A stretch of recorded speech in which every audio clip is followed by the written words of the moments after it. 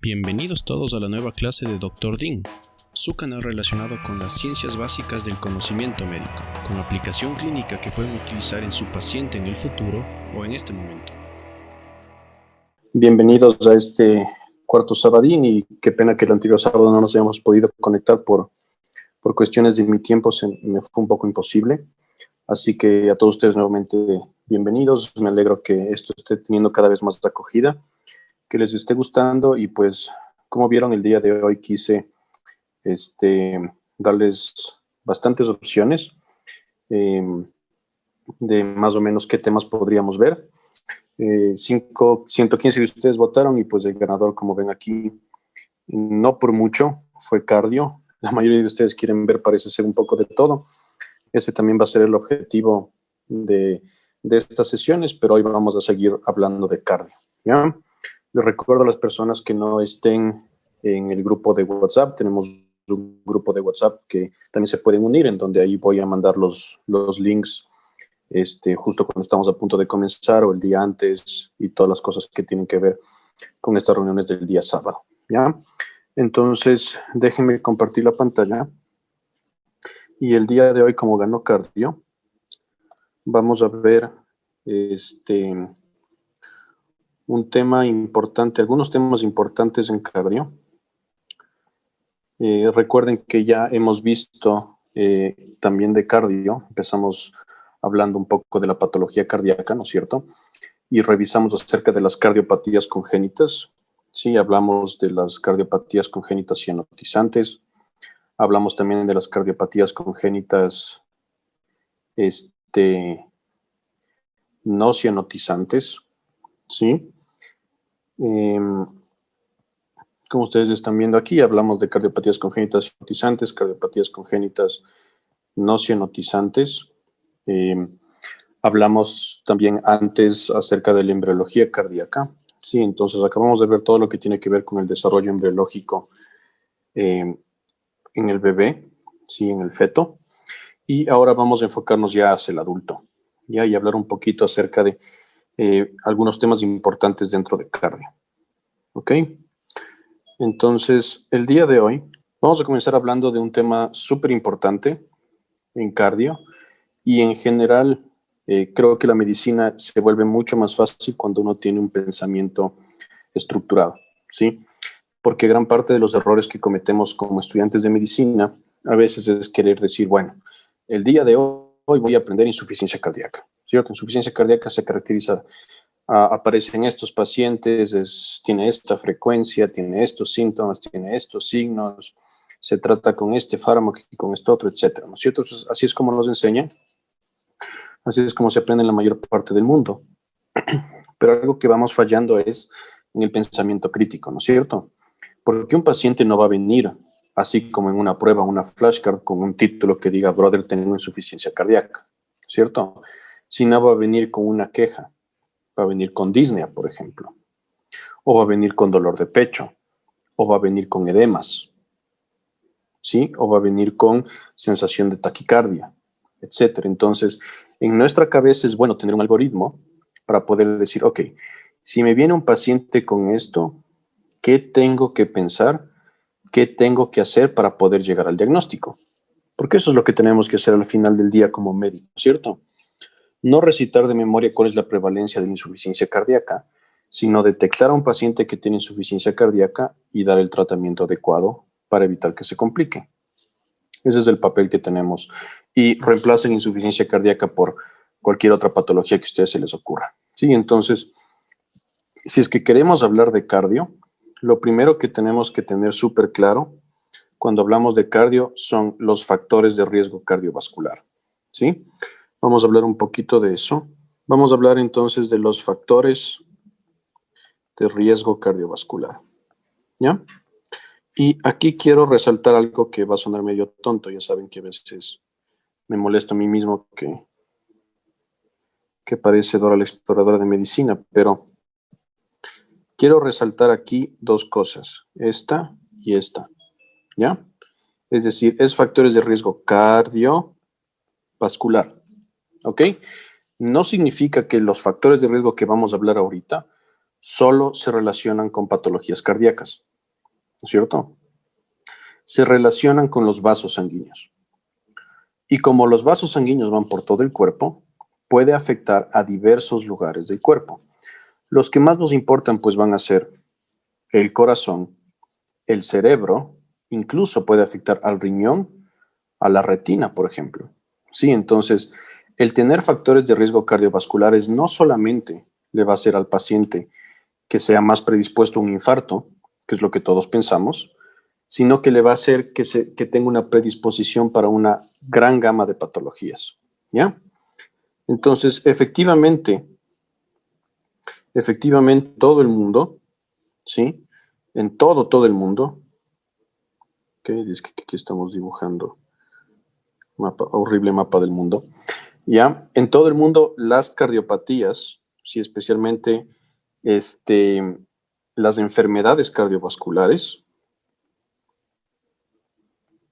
son una de las principales o la principal causa de muerte y de enfermedad a lo largo de todo el mundo, ¿sí? Hace algún tiempo esto era típico de los países desarrollados, ¿sí? Por la pandemia de obesidad. Pero poco a poco los países en vías de desarrollo o los países de ingreso medio, como vendría a ser el Ecuador, gran parte de los países latinoamericanos, ¿sí? Están transicionando a tener patologías típicas de la falta de recursos, como por ejemplo diarreas, infecciones, etcétera, a empezar a presentar patologías crónicas. Dentro de esas, las patologías cardiovasculares, ¿sí? Para darles un ejemplo, en mi país, en Ecuador, la enfermedad cardiovascular es la más prevalente según el 2019. Dentro de esas, la causa más importante de muerte en nuestro país, la primera causa de muerte en el Ecuador, fueron las enfermedades cardíacas isquémicas. ¿Sí? Entonces esto cada vez más afecta a más personas, ¿sí? Y va a causar cada vez más y más enfermedad conforme vamos viviendo mucho, mucho más. ¿Ok? Entonces, aproximadamente el 90%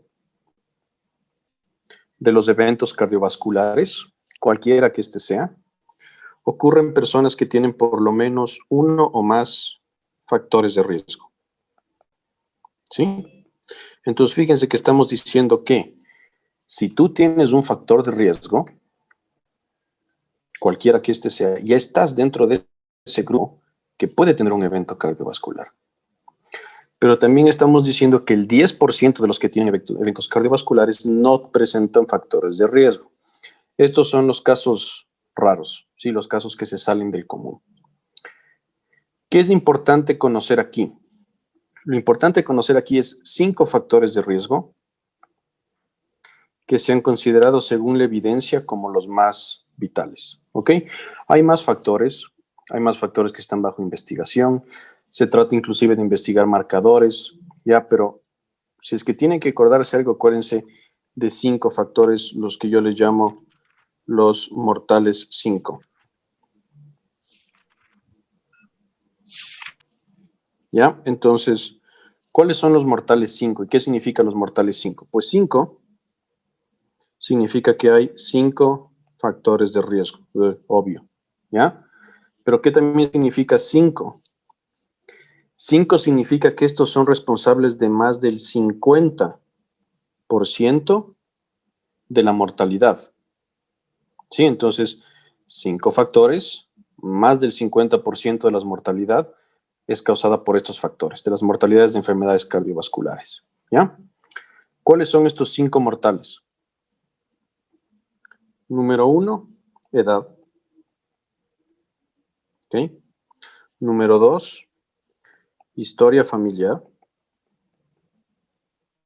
Número 3, el cigarrillo. Número 4, hipertensión arterial. Y número 5, HDL. ¿Ya?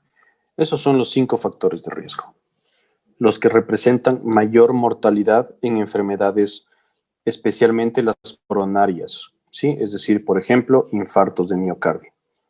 Edad, historia familiar, fumar, hipertensión arterial y colesterol. En medicina siempre hablamos y decimos hay factores que se pueden modificar y hay factores que no se pueden modificar. Entonces, Escríbanme en el chat ustedes y díganme cuál de estos factores creen ustedes o cuáles de estos factores creen ustedes que no se pueden modificar. ¿Qué dicen? Vamos poniendo en el chat cuáles no se podrán modificar. Muy bien, edad e historia familiar, ¿no es cierto? Entonces aquí con un triangulito son los no modificables. La edad, pues ya no hay nada que hacer. Y la historia familiar, tampoco hay nada que hacer, ¿no es cierto?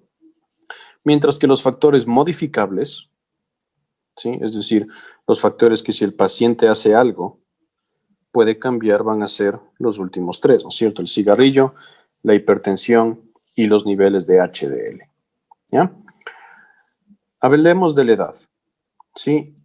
¿Qué edad o a partir de qué edad se considera que ya hay un aumento en el riesgo cardiovascular? ¿Alguien sabe? Si es que alguien sabe, ponga en el chat, si no traten de adivinar.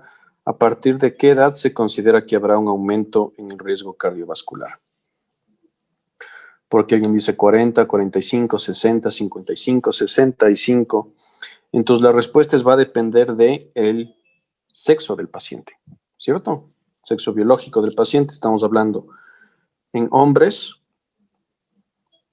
es más de 55 años, ¿ya? Perdón, más de 45 años, aquí me equivoqué, déjenme borrar, ya, hombres, más de 45 años, y mujeres, ¿qué creen que será? ¿En menor o mayor edad? ¿Qué dicen? Pongan en el chat, ¿menor o mayor edad? ¿Alguien sabe por qué? Aquí alguien me dice mayor. ¿Alguien sabe por qué a las mujeres que si quiera quitar el mute y compartir? Porque igual sé que esto no es clase de universidad, ¿no es cierto? Estamos aquí juntos porque queremos aprender. ¿Por qué a las mujeres les afecta a mayor edad? En las mujeres es 55 años. ¿Alguien sabe? Por los estrógenos. Muy bien. Por los estrógenos, ¿no es cierto? Las mujeres, el estrógeno se ha visto y las hormonas femeninas se han visto que son un factor protector para la enfermedad cardiovascular.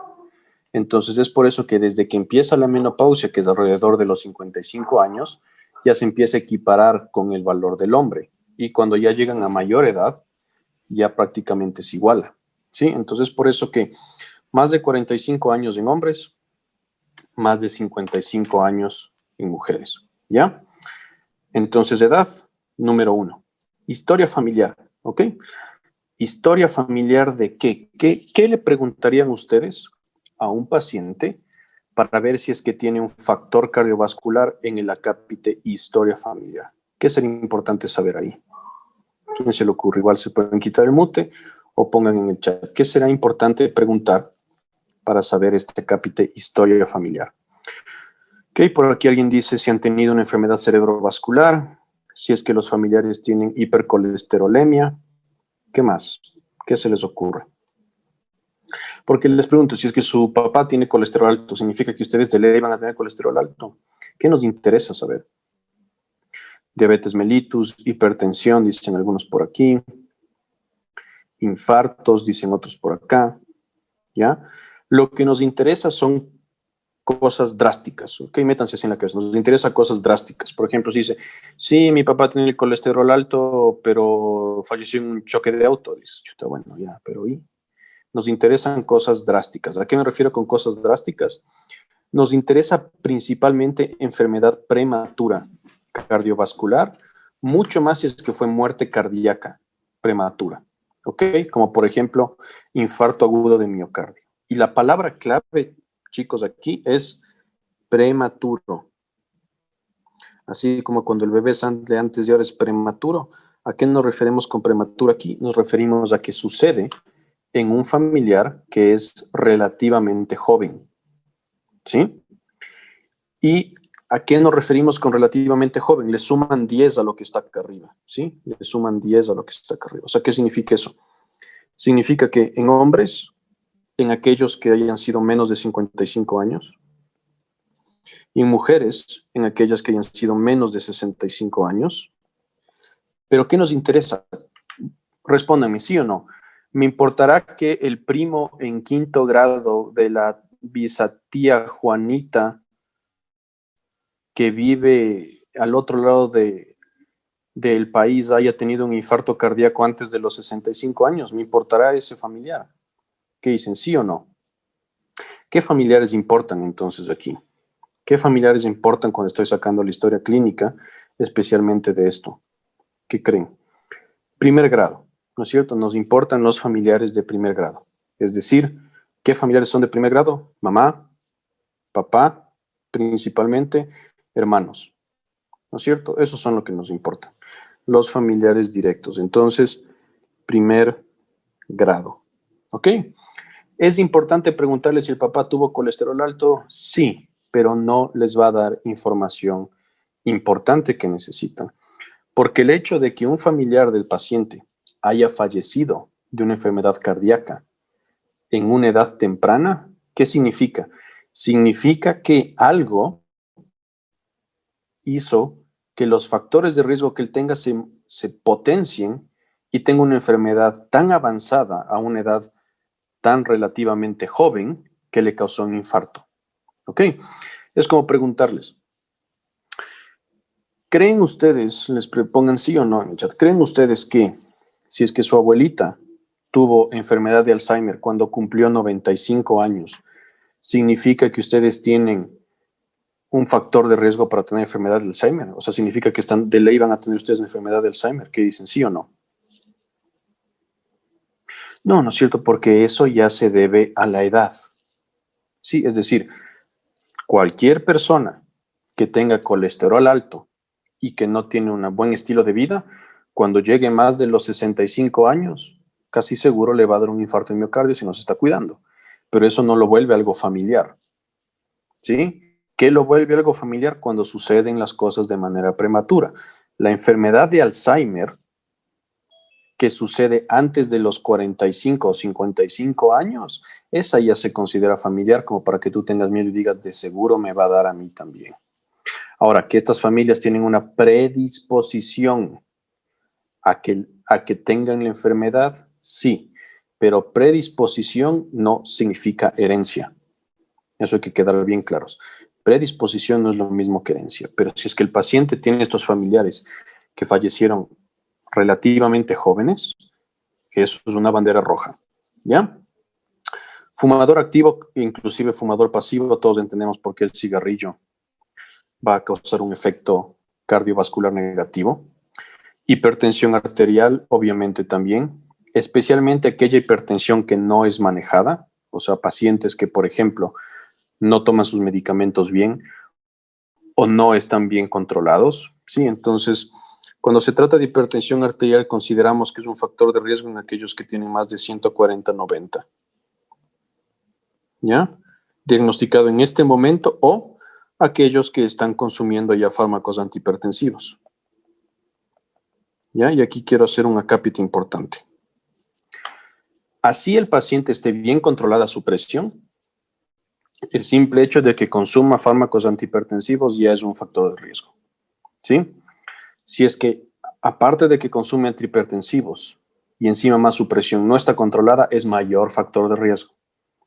Pero los estudios han demostrado que si los pacientes que consumen antihipertensivos así tengan la presión normal, tienen mayor riesgo de muerte y de enfermedades cardiovasculares que la población en general que no tiene hipertensión, ¿ya?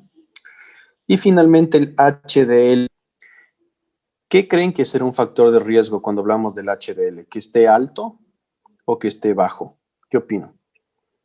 ¿Qué será un factor de riesgo en cuanto al HDL? ¿Que esté alto o que esté bajo?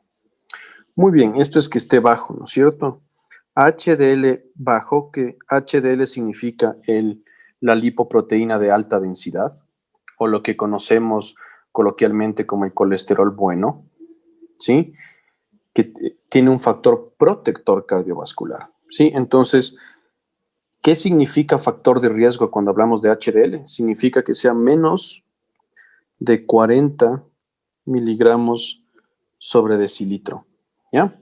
Lo ideal, ¿sí? Es que quisiéramos que sea mayor o igual a 60.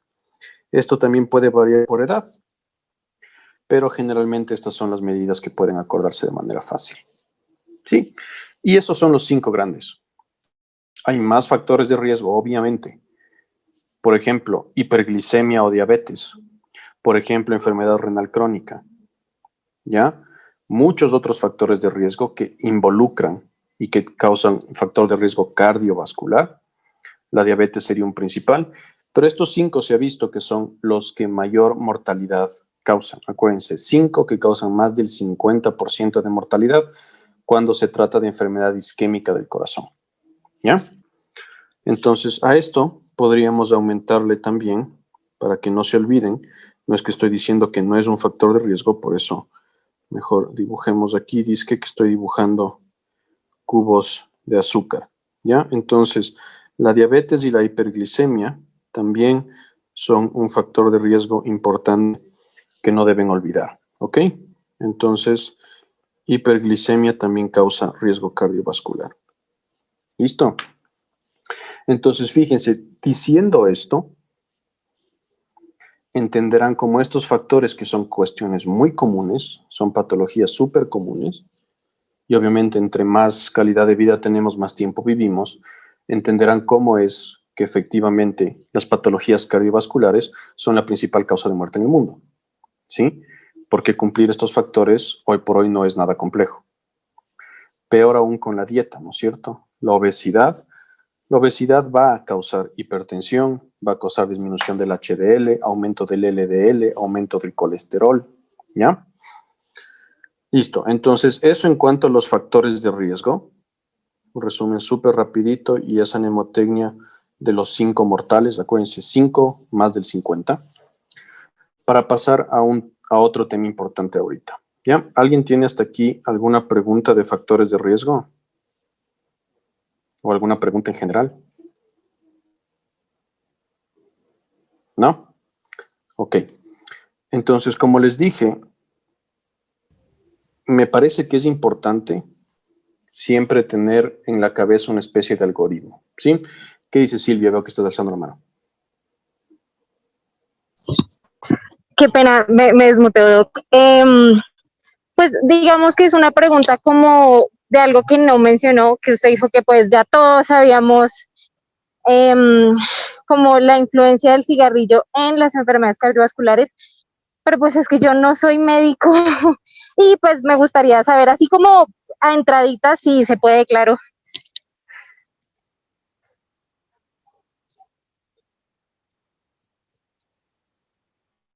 Perdón, espera, estoy teniendo problemas de un rato. Sí, ya te respondo. Gracias.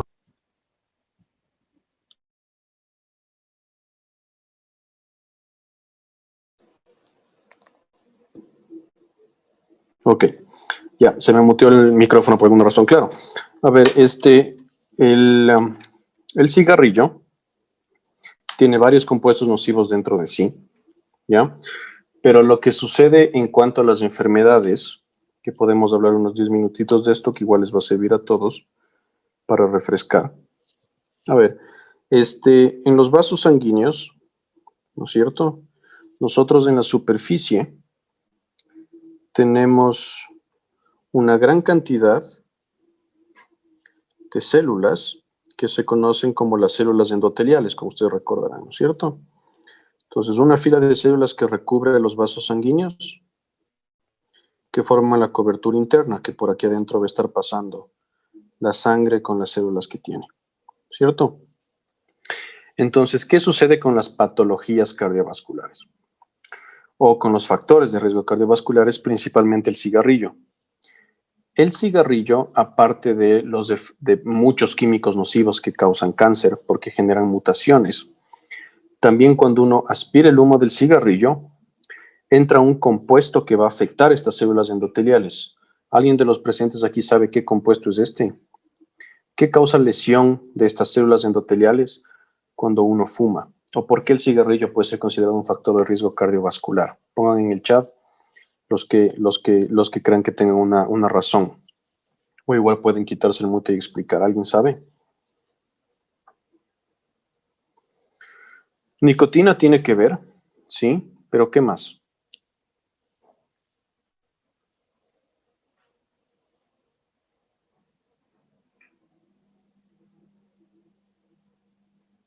¿No? Exactamente, muy bien. Por aquí alguien ya respondió. Entonces, el fumar cigarrillo, aparte de que obviamente uno está aspirando la nicotina y se ha visto que también puede causar lesión endotelial y es el compuesto que genera adicción al cigarrillo, una cosa súper importante son los radicales libres, ¿ya? Radicales libres que se generan por aspirar el cigarrillo y lo que hacen estos radicales libres literalmente es causar una lesión, radicales libres, causan lesión del endotelio, ¿sí? Entonces lesionan a esas células, pueden hacer que muten, pueden hacer que se rompan, que se lesionen. Y lo que el vaso sanguíneo antes era algo que era lisito, ¿sí? Completamente liso por dentro, como estamos viendo aquí. Cuando empiezan a haber lesiones del vaso sanguíneo, se vuelve como empedrado, digamos, ¿sí? Y si a esto encima más le aumentas un paciente que tiene obesidad y que tiene alto colesterol en la sangre, el colesterol se empieza a depositar aquí, en el daño endotelial, haciendo que esa superficie se vuelva aún más rugosa.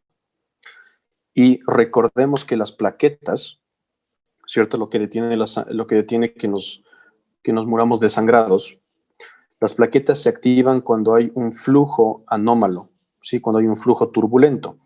Entonces imagínense la sangre pasando por aquí adentro, no va a pasar como en este vaso así liso, bonito, flujo laminar, sino que la sangre por aquí va a estar pasando de una manera desordenada.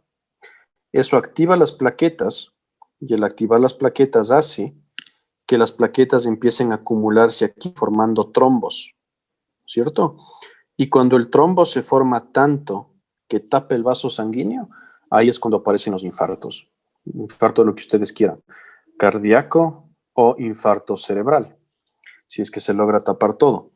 Si es que no se logra tapar todo, a veces se empieza a formar un coágulo aquí que está tan pobremente pegado al vaso sanguíneo que sale despegado volando y que viaja y tapa la arteria un poco más distal, causando un infarto súbito, por ejemplo.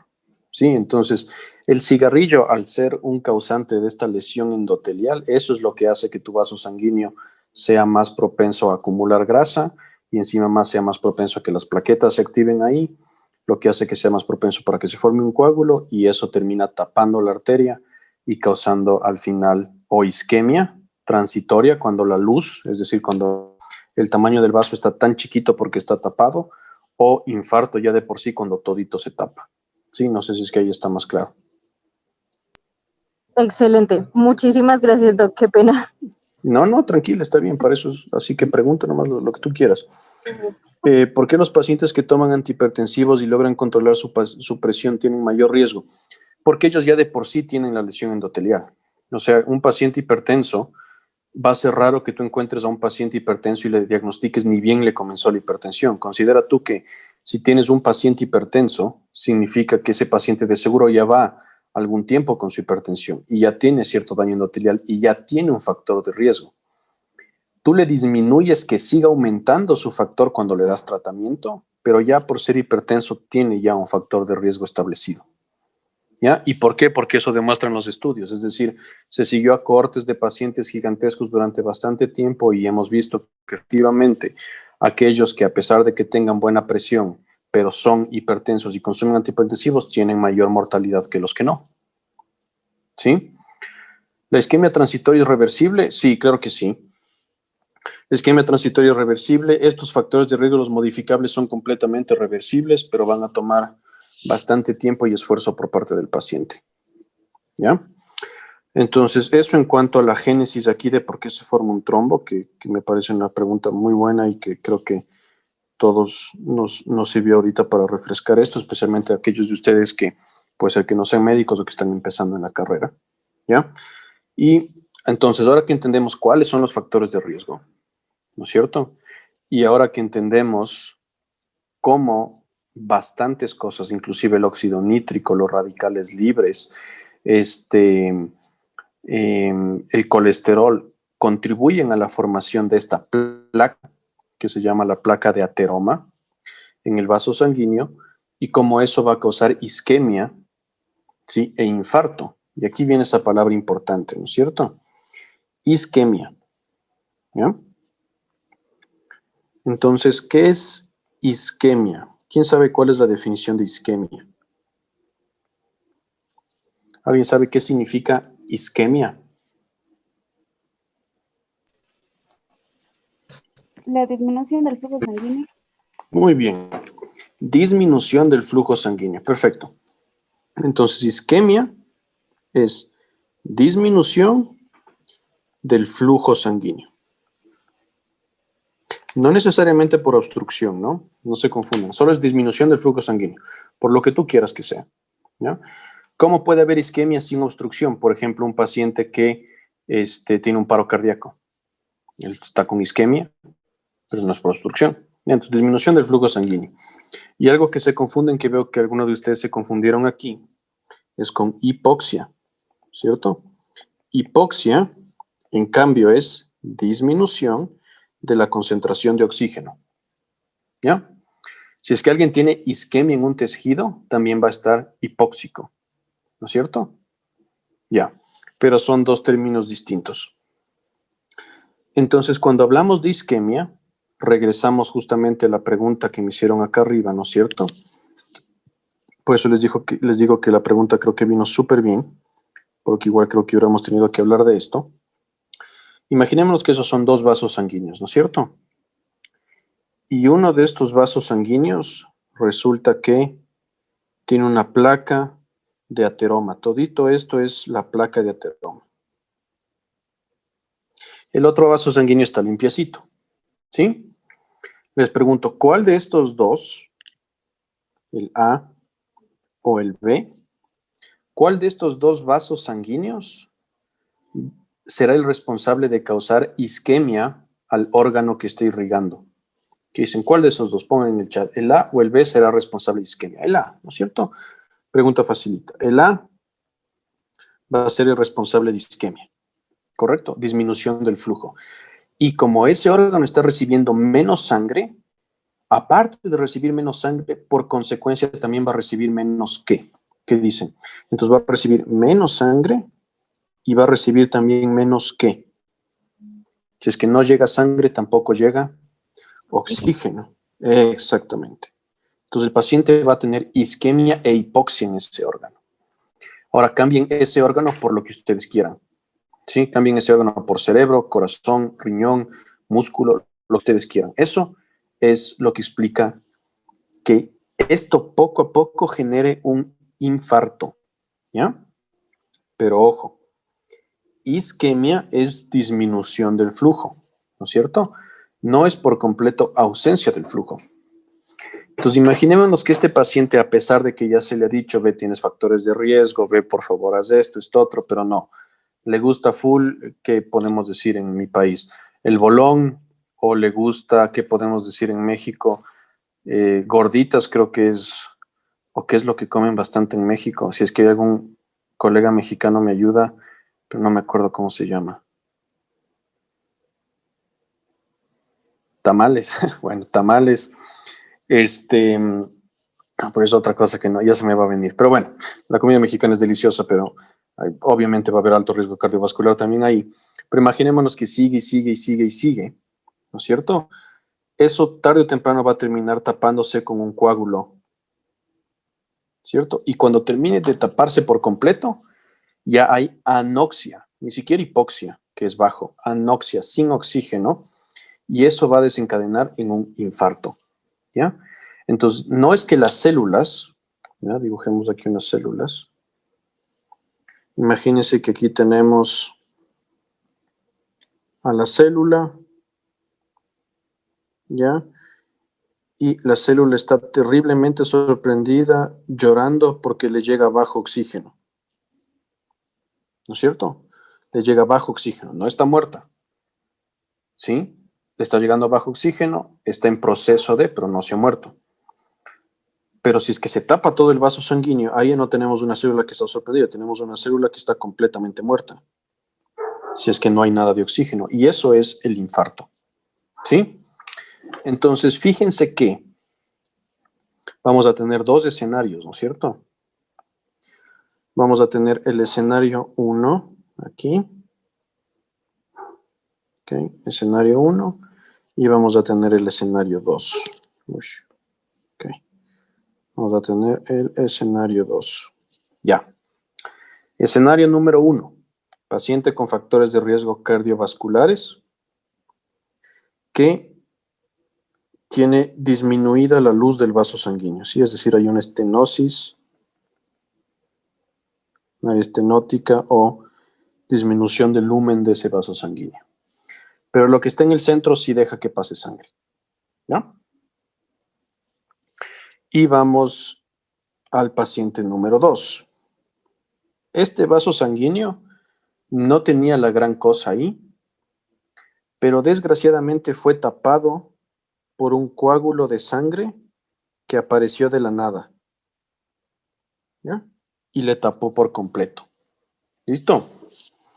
Entonces les pregunto, ¿cuál escenario, el 1 o el 2, se asociará a muerte de las células que están siendo irrigadas por ese vaso?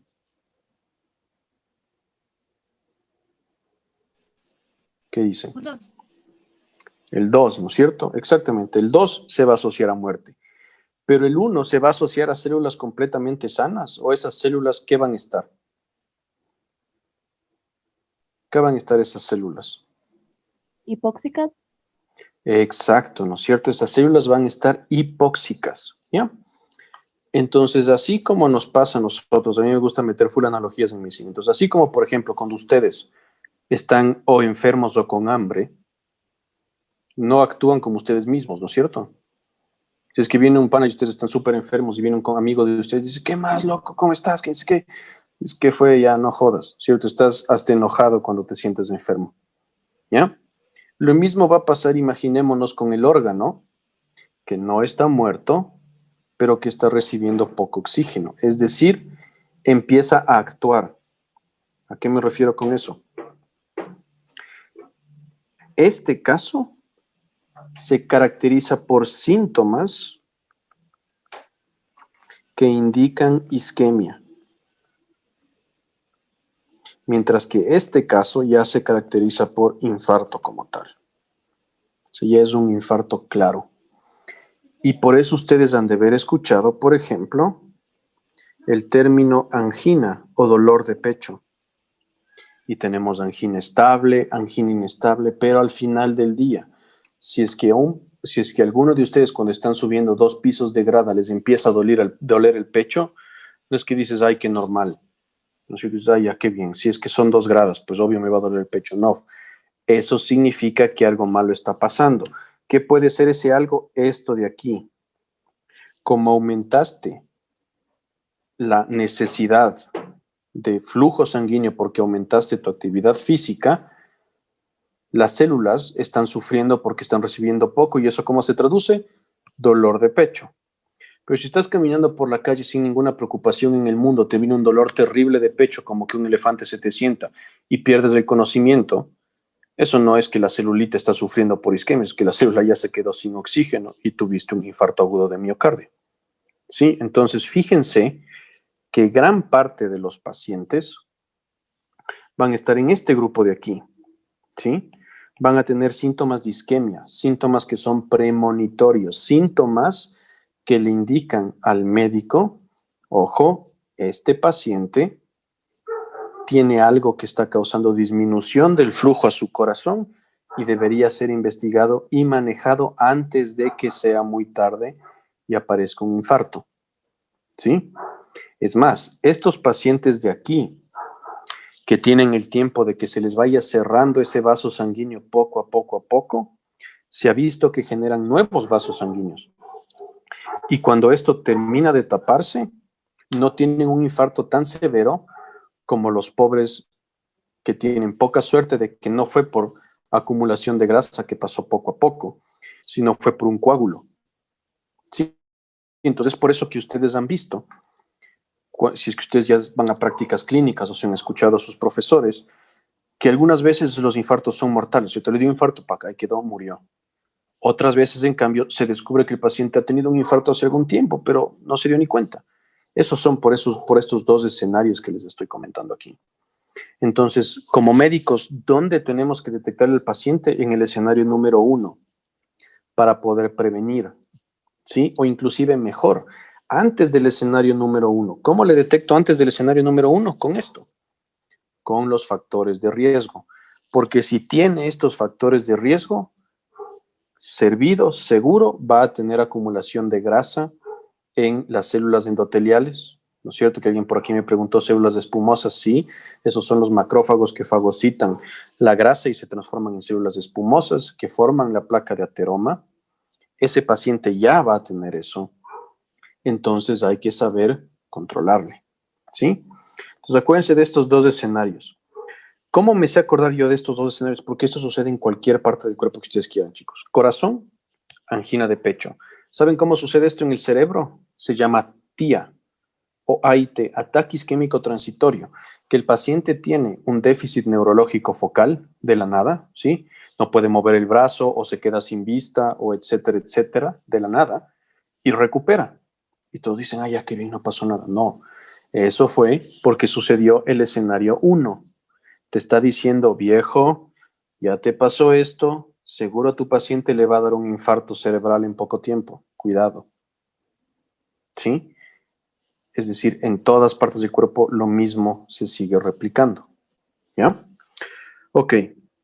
Entonces, más o menos para que ustedes se acuerden de esto, yo pongo el siguiente ejemplo. Imagínense que ustedes, imagino que todos aquí hemos de saber quién es Mike Tyson, ¿no es cierto? Pónganme en el chat si es que todos aquí saben quién es Mike Tyson o Mohamed Ali, espero que sí. Pero imagínense ustedes que no saben quién es Mike, no miento. Si es que no saben quién es, de deber, vayan a buscar, pongan en YouTube Mike Tyson y van a ver unos buenos videos de box. Pero bueno, de ley han de haber escuchado de Mike Tyson, fue un boxeador que le mordió la oreja al contrincante, un tipo gigantesco. Pero en fin, el boxeador que ustedes conozcan y que sea famoso. Imagínense ustedes que están en una fiesta y terminan con el hijo o hija de este boxeador. Y el man les amenaza y les dice, te fregaste, te voy a sacar el aire. ¿Ya? Ahí tienes, o el man te dice, chuta, te fregaste, ahorita mismo te saca el aire y te empieza a golpear. De seguro terminas de chocacho, ¿no es cierto? Es decir, terminas como el escenario 2. Si es que no le permitió al órgano estar acostumbrado a la hipoxia y a la isquemia constante y aparece de la nada, se muere gran parte de ese órgano. Y por eso esos infartos cardíacos son casi mortales, fulminantes. ¿Ya? Así como que si Mike Tyson te dice, ahorita mismo nos damos, te golpea, ahí quedaste. ¿Ya? Pero ahora imaginémonos el otro escenario. Es como que Mike Tyson dice, chuta, ahorita estoy en Estados Unidos, me voy a llegar en un mes a sacarte el aire. Ahí tienen ustedes dos opciones, ¿no es cierto? O se van corriendo o entrenan. Pero en cualquiera de estas dos terminan menos sacados del aire. Lo mismo sucede en el escenario 1. Cuando el órgano, especialmente esto sí en el corazón, está acostumbrado ya va con bastante tiempo con isquemia y hipoxia, forma nuevos vasos sanguíneos, cosa que cuando termina por taparse completamente esa arteria, es un infarto más pequeño que en el escenario 2. ¿Sí? Es por eso que algunos pacientes pueden tener múltiples infartos a lo largo de su vida, especialmente si es que cumplen con el escenario 1. ¿Ya? Y por eso es que el infarto puede tener múltiples presentaciones. Pero hablamos de una importante, ¿no es cierto? Hablamos de una que decíamos que es dolor de pecho, ¿sí? Entonces, un paciente no va a venir a decirles, hostia, doctor, dolor de pecho, ¿por qué puse pecho? Dolor de pecho. Es decir, hostia, doctor, me estoy infartando. No, no es cierto, me duele el pecho, ¿ya? Me duele el pecho, doctor, ayuda, ¿qué hago? ¿Sí? Viene un paciente por dolor de pecho, es lo que tenemos que ponernos a pensar ahorita. Viene un paciente con dolor de pecho. Como médicos, y con esto termino, ¿qué es lo que tenemos que hacer? ¿No es cierto? Ya sabemos toda la fisiología, la patología, los factores de riesgo, cómo se forma el trombo, entendemos qué es isquemia, hipoxia, y entendimos todo esto, ¿no es cierto? Pero ¿de qué me sirve saber esto si es que no puedo aplicar? ¿Cierto? ¿De qué me sirve saber esto si es que me viene un paciente con dolor de pecho y yo no tengo ni idea qué hacer, ¿ya? Entonces, de ahora en adelante, acordar de estas 6 cosas, o más bien, antes de eso, ¿qué tienen que hacer ustedes cuando viene un paciente con un síntoma? Acuérdense esto para toda la vida, no solo cardio, neuro, cualquier especialidad médica que ustedes vayan a seguir, donde sea que la vayan a seguir, o cualquier persona que no esté relacionado a medicina general o a ciencias de la salud en general. Lo más importante que uno tiene que saber cuando está frente a un paciente es qué causas del síntoma que yo estoy presenciando ponen en peligro la vida del paciente. Esa es la pregunta que ustedes tienen que hacerse, ¿sí? El síntoma que yo estoy viendo ahorita, ¿qué tengo que descartar? Es decir, ¿qué le va a matar a mi paciente si es que no me doy cuenta ahorita? Súper importante. Porque imagínense lo desastroso que sería que viene un paciente con dolor de pecho. Yo me acuerdo, sí, a ver, había que de ley hacerle un electrocardiograma, todo bien, pero no le hago las preguntas indicadas para descartar lo que pone en peligro la vida. Y mientras estoy desenredando los alambres para la máquina de electrocardiograma, el paciente entra en paro y fallece. Sí, entonces, siempre en la punta, sí, en el tope de su cabeza, en la punta de su lengua, tienen que saber, para cualquier patología o síntoma más bien que ustedes quieran, sepan que pone en peligro la vida. Ese es el primer paso de cualquier algoritmo siempre, ¿ok? Detectar estas cosas. Entonces, ¿cuáles son las 6 cosas? ¿Sí? 6 cosas que me indicarían peligro vital en un paciente que tiene dolor de pecho. ¿O qué 6 causas me van a indicar peligro vital en un paciente que tiene dolor de pecho? ¿Ya? Y aquí nos vamos a acordar de la siguiente mnemotecnia, ¿ya? Cuando te duele,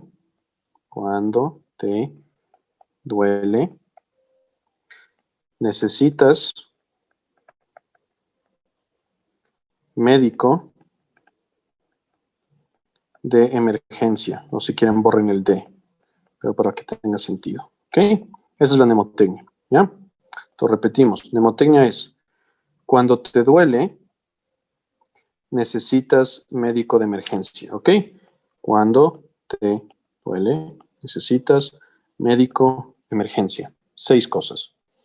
C significa síndrome coronario agudo, es decir, infarto agudo de miocardio. ¿Ya? La T significa taponamiento cardíaco. Cuando empieza a haber acumulación de líquido entre el corazón y el pericardio. Tiene que ser tratada de una situación de emergencia. D significa disección aórtica. Cuando empiezan a separarse las capas de la aorta. ¿Ya? N significa neumotórax. Atención. Está viendo una gran cantidad de aire entre el pulmón y la cavidad torácica que está cada vez creciendo y aplastando los órganos del tórax, que necesita ser descomprimido de emergencia. ¿Ya? La M significa mediastinitis. Especialmente pensar en perforación del esófago. ¿Ya? Y finalmente la E significa embolia pulmonar. ¿Ok? Tromboembolia pulmonar. Si ustedes siempre piensan en estas 6 cosas, cuando te duele necesitas médico de emergencia, síndrome coronario agudo, taponamiento cardíaco, disección aórtica, neumotórax de atención, mediastinitis, embolia pulmonar, y esto valoran mediante preguntas. Cuando viene el paciente, van a detectar patologías importantes. ¿Qué preguntas hago para síndrome coronario agudo? ¿Qué te describe el dolor? ¿Hace cuánto pasó? ¿Hace cuánto tiempo? Los factores de riesgo que hemos conversado. El dolor de infarto agudo de miocardio típicamente se describe no tanto como dolor, sino como una presión fuerte en el pecho, que puede ir hacia un brazo, hacia el otro, que puede bajar en corbata o que puede ser de presentación atípica, especialmente en las mujeres. No esperen que en una mujer tenga el típico dolor de infarto de miocardio. Las mujeres pueden tener otras manifestaciones como sudoración, como ardor en la boca del estómago, ¿sí? Taponamiento cardíaco típico en pacientes que sufrieron un trauma, porque se rompió parte de la pared del ventrículo y empezó a acumularse líquido. Se caracteriza por presentar algo que se llama la tríada de Beck, que es dilatación de las venas yugulares, ¿sí? Disminución del sonido cardíaco, ¿sí? Ruidos cardíacos hipofonéticos y hipotensión, ¿sí? En estos pacientes tengo que sospechar en un taponamiento cardíaco y se tiene que meter una aguja para sacar la sangre. Disección aórtica. La pregunta que tengo que hacerle al paciente con dolor de pecho es preguntarle, ¿también no le duele la espalda? ¿No siente un dolor bastante fuerte a lo largo de la espalda? Que esto es típico de pacientes con disección aórtica. O preguntarle, ¿qué siente? Muchas veces pacientes con disección aórtica o con infarto agudo de miocardio, la mayoría presenta una sensación de muerte inminente. Sí, suena medio tonto, pero sí es. Literalmente dicen, siento que me voy a morir, me estoy muriendo, lo peor que me ha pasado, ayuda, etcétera. ¿Ya? Neumotórax de atención, especialmente en pacientes con trauma, se caracteriza por desviación de la tráquea. Si la tráquea en vez de estar en la línea media se va para el otro lado, las venas yugulares del cuello están grandotas y en el lugar en donde el pulmón está colapsado no se escucha el ruido de la respiración. Mediastinitis, especialmente por perforación esofágica, en pacientes que se caracterizan por tener patologías del esófago ya de por sí, como pacientes con cáncer esofágico, o en pacientes que han tenido una intoxicación lo suficientemente fuerte y han estado vomitando o tienen reflejo nauseoso y vómito a cada rato. Eso también puede causar una lesión en el esófago que se conoce como síndrome de Mallory-Weiss, cuando es chiquitito y se desgarra la mucosa, o síndrome de Boerhaave, cuando todo el esófago se rompe, ¿sí?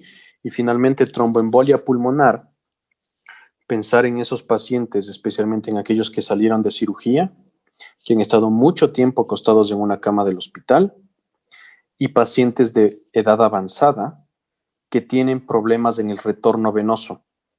¿Cómo me doy cuenta que tiene problemas en el retorno venoso? Generalmente varices en las piernas, o esos pacientes que han estado por alguna razón mucho tiempo sentados. Ejemplo, paciente que se acaba de viajar del avión después de viajar 8 horas sentado en un avión, ¿sí? O un paciente que pasa encamado debido a su condición y no se mueve. Todo eso va a causar pequeños coágulos en las piernas, que cuando el paciente se mueve, ese coágulo es disparado por la circulación venosa hacia la aurícula derecha, baja al ventrículo derecho, se mete por la arteria pulmonar y termina clavado en una de las ramas de la arteria pulmonar, causando tromboembolia pulmonar, que también se puede manifestar como dolor de pecho y que tiene que ser tratado de manera oportuna, ¿sí? Entonces, si ustedes se acuerdan de estas 6 causas, cuando un paciente se les queja de dolor de pecho, van a poder identificarlas rápido y van a poder salvar vidas.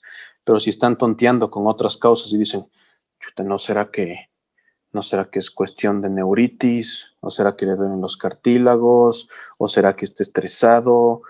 No hay que tontear, ¿no es cierto? Si es que un síntoma tiene la capacidad de poner en peligro la vida de mi paciente, tengo que saber de memoria y de una manera fácil, yo recomiendo ahí el uso de mnemotecnias, formas de recordar cuáles son esas patologías. ¿Listo? Entonces, eso es lo que les quería compartir el día de hoy. Espero que les haya gustado. Como siempre, si me pueden calificar en el chat del 1 al 10, si es que alguien tiene alguna pregunta, por favor, ahorita estoy presto a responder lo que ustedes quieran, ¿sí? Y pues la siguiente clase veremos si es que ya le hacemos esto del electrocardiograma, que algunos de ustedes me han pedido hablar del electrocardiograma, pero siempre acuérdense en medicina estos consejos que les voy dando, que yo he aprendido con sudor y lágrimas. El objetivo de un buen médico, creo yo, aparte de tratar a sus pacientes, también tiene que ser educar. Entonces, si es que, por ejemplo, yo estoy haciendo esto también para contribuir con mis colegas hispanohablantes, porque no hay solo gente de Ecuador aquí, ¿no es cierto? Lo ideal sería que ustedes también hagan eso. Cuando tengan conocimientos y puedan repartirlos, háganlo. Traten bien a los que están menos de ustedes en el hospital. Juntos podemos romper la jerarquía tóxica de los hospitales. Si es que ustedes les tratan mal, no traten mal ustedes al que viene atrás, sino cambien, sí, rompan ese ciclo vicioso que está sucediendo, y verdaderamente creo que juntos podemos cambiar la jerarquía tóxica de los hospitales y de la medicina en sí, si es que nos los proponemos. Así que les invito a eso. Ok, ¿alguien alguna pregunta? Sí, Analí. Doctor, disculpe, no sé si en alguno de los sabadines podríamos hablar de líquidos y electrolitos. Claro que sí, claro que sí. Podemos hacer en el siguiente, al que viene, porque ya me comprometí con el electrocardiograma. Gracias, doctor. Ya, pues, ¿alguien más alguna pregunta?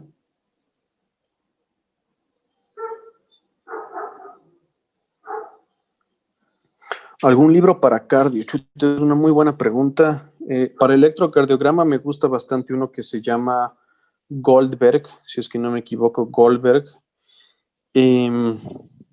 Pero ¿qué te diré? Si es que tu universidad tiene acceso a UpToDate, que déjame escribo ahorita aquí para ver si es que se logra ver.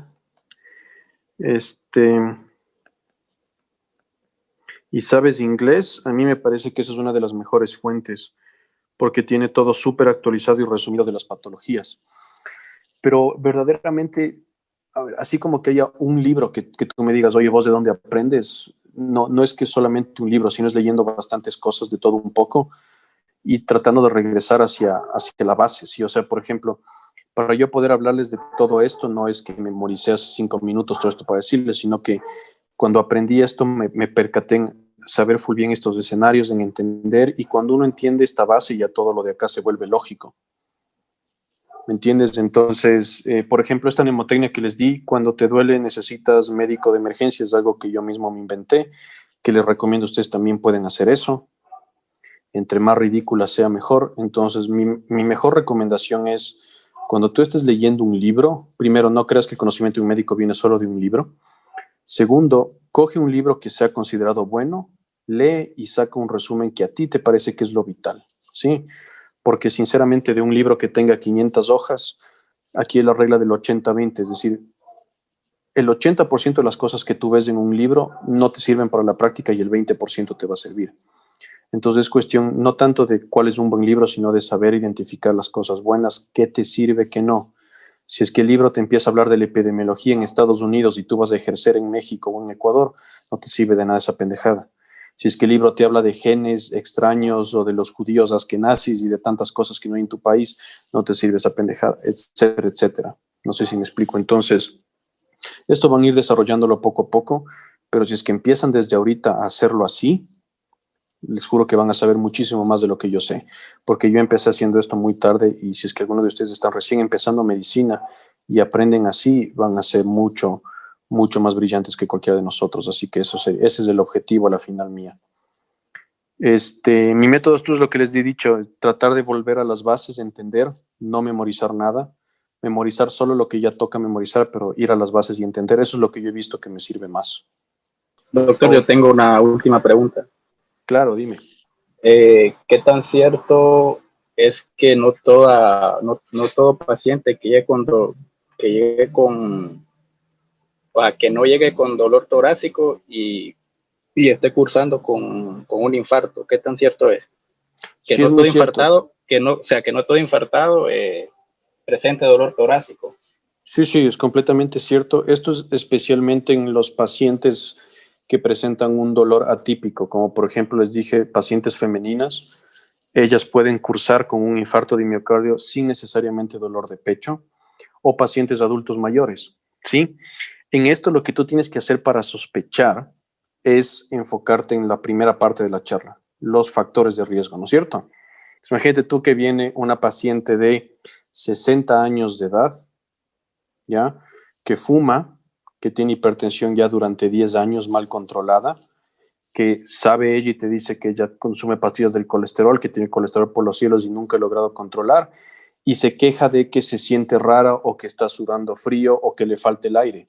¿Tiene dolor de pecho? No. Ya, pero entonces ahí tú tienes más cosas que te tienen que decir, atento, puede ser un infarto de miocardio. Entonces sí, es completamente verdad. No todo dolor de pecho es infarto de miocardio y no todo infarto de miocardio se presenta como dolor de pecho. Entonces, en esos pacientes que son los atípicos, pacientes adultos mayores o mujeres, no esperes que tengan la típica clínica. Muchos pacientes también la clínica va a depender del área del corazón que se ha infartado. Para darte un ejemplo, los infartos de la cara inferior del corazón, como están cerca del diafragma, pueden transmitirse como solamente dolor en el hombro, por ejemplo, y uno ya empieza a pensar en cosas cardiomusculares, ¿no es cierto? Manguito roto, bla, bla, bla, bla, bla. O puede presentarse como pirosis, es decir, ardor en la boca del estómago. Pero esos casos van a ser atípicos, es decir, son pacientes que, por ejemplo, dicen, vea doctor, estoy con ardor en la boca del estómago 2 días, me pego los antiácidos que me servían y no me sirve para nada.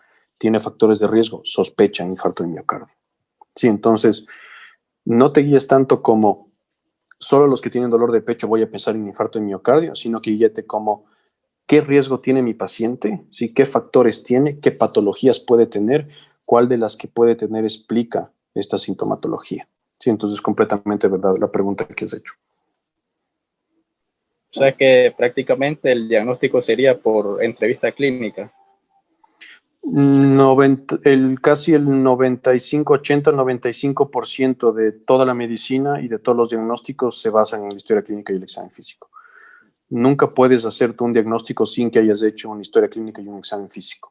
No tiene que ser exhaustivo, es decir, no tienes que demorarte 2 horas, pero sí tienes que preguntar las cosas importantes. Entonces sí, casi todo buen médico parte de una historia clínica y un examen físico. Nunca puede ser al revés. Ok, gracias, doctor. Listo. Y ojo, aquí también otra cosa importante, no piensen que si es que no hay dolor de pecho no va a haber hallazgos en los exámenes, de seguro va a tener hallazgos en el electrocardiograma, de seguro va a tener hallazgos en las enzimas cardíacas, solo que uno tiene que ser lo suficiente perspicaz para decir, esto puede ser un infarto y por ende voy a pedir estos exámenes para descartar. ¿Listo?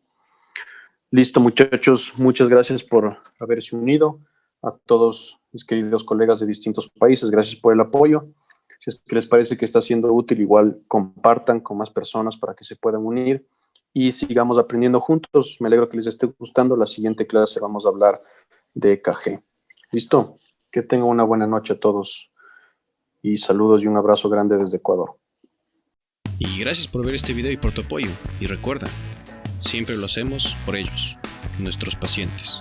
Hasta la próxima, futuros doctores. Si te gustó este video y el contenido que estoy produciendo, por favor suscríbete, comparte y dale like y ayúdame a llevar conocimiento médico a cada rincón del mundo. Contigo podemos hacerlo.